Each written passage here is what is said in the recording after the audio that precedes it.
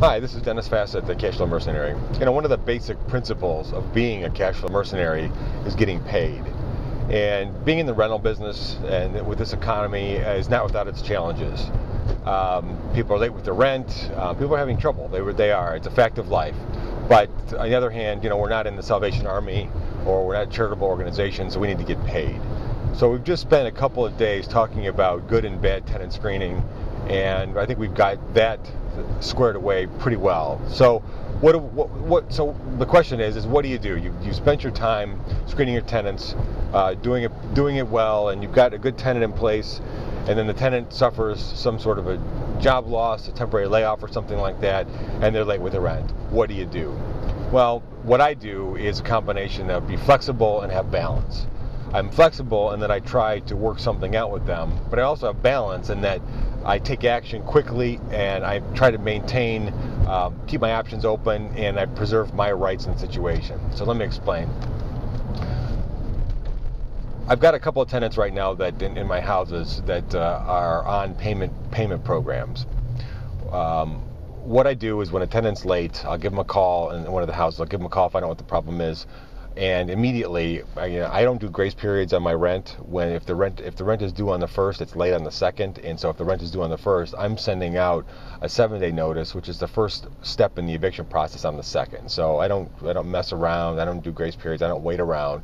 So in order to preserve my rights and keep my options open, I'm putting a 7-day notice in the mail immediately when they're late with the rent. What I also do is when I give them a call is I find out, do they have the ability to pay, or are they going to have the ability to pay? That's going to go a long way to determining whether or not I'm going to proceed with the eviction action, because if they don't have the ability to pay, then it doesn't make sense to try and work something out with them that they're going to fail at, or payment program that they're going to fail at.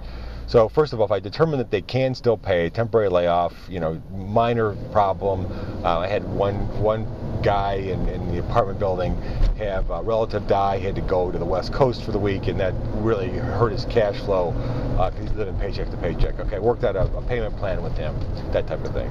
So I'll work out something. So the flexibility part is I'll work out something with my tenants, because we've spent so much time screening them, we've identified good folks. Sometimes things happen to good folks that can be worked out.